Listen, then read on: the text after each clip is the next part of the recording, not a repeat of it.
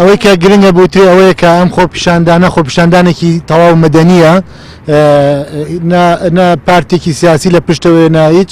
ئێمە داوامان وایە کە هەموو پارتە سیاسیەکان لایەنە سیاسی بەڕێزەکان پشتیوانی لەم پرسە بکەن. ئەمە پرسێکی نیشتیمانی و ئەخلاقیە، پرسێکی نەتەوەیە و داکۆچیکردن لە خەڵکی عەفرین، داکۆچیکردنە لە تەواوی خەڵکی کوردستان و وەستانەوە بەڕووی هێرش و پەلاماردانی تورکیا، وەستانەوە بەڕووی زۆڵمدا، بەڕووی ناحەقیەکانە کە تورکیا دەوێت بەسەرگەلی ئێمە بیسەپێنێت.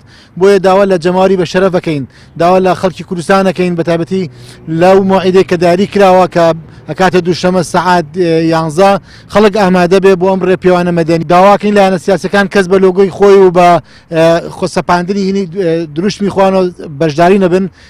ئاڵای کوردستان وێنەی شەهیدەکانمان، وێنەی شاری عەفرین، وێنەی قوربانیەکان بەرزکرێتەوە و دروشمەکان ئێمە بەرگریکردنە لە عەفرین، داواکردنە لە ڕای گشتی نێودەوڵەتی بۆ خستنە سەر گوشا خستنە سەر تورکیا بۆی کە ئەم هێرش و پەلاماردانی ڕاگرێ.